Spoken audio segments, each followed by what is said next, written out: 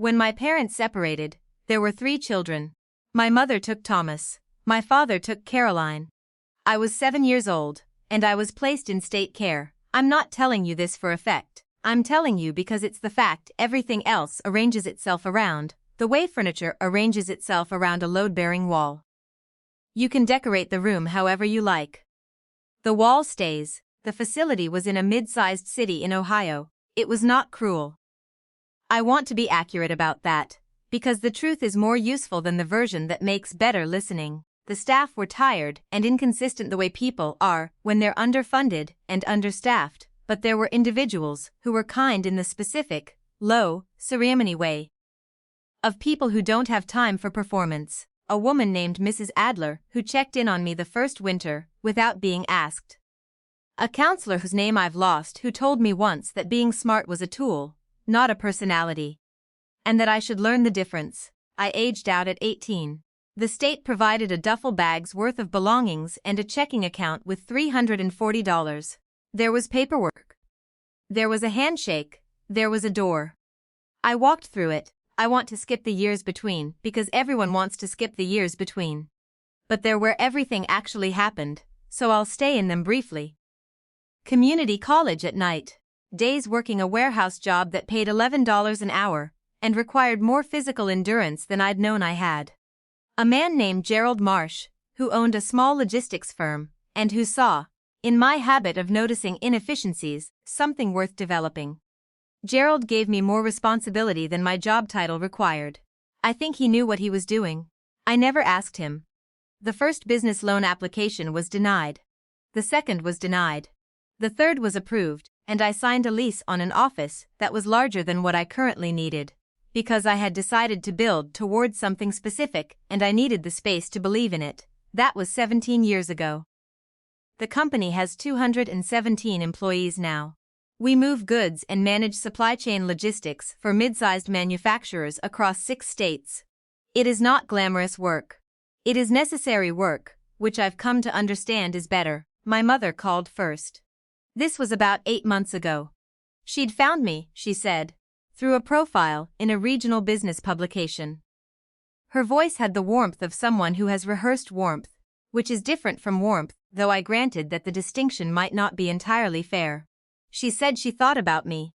She said time had a way of. She said she hoped I knew. I thanked her for calling. I told her I was well. I revealed nothing that mattered. My father called 2 weeks later.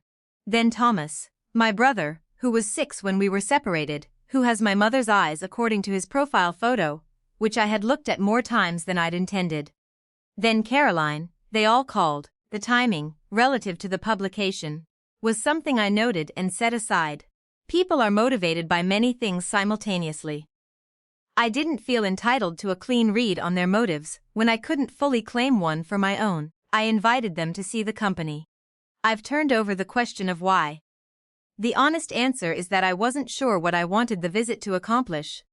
I think I wanted them to see it. I think I wanted to be seen in it. In a space that I had built from the $340 and the night classes and the 2 rejected loan applications, a space with 217 people moving through it who trusted me with their livelihoods.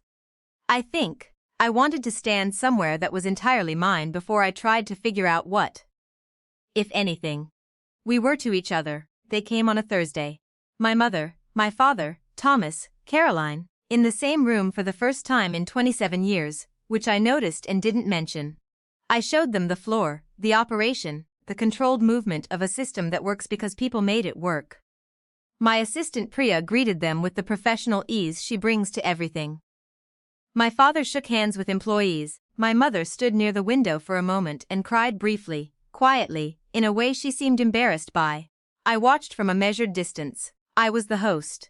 I knew where everything was. Frank, my operations director, a plain-spoken man who has been with me since year 2 and knows my history only in approximate outline, pulled me aside near the end of the tour. He said, "Your family seems proud." I looked at him for a moment. "They're getting there," I said. He nodded and went back to work. I stood in the hallway and heard what I'd said, and understood something about where I was standing that I hadn't fully understood before. We had dinner. I attended and didn't extend it. I drove home alone, which is how I prefer to end large days. In the car I thought about Thomas, who was 6, who had no say in what happened any more than I did. Which I have always known. And have never quite felt until I watched him standing in my building. Grown. Looking at me across 27 years. With something I couldn't name. I thought about Caroline. I thought about my parents, who are older now, and frightened in the way people get when they've run out of time to keep not thinking about things. I don't know if we'll find something. I think I'm willing to find out, which is further than I've been before. I also know that the willingness doesn't reach all the way back to the 7-year-old, and the duffel bag, and the $340. And I'm not sure anything will, and I'm trying to make peace with carrying both things. The openness and the remainder. Without requiring one to cancel the other, I sat in my driveway for a while in the dark. Then I went inside.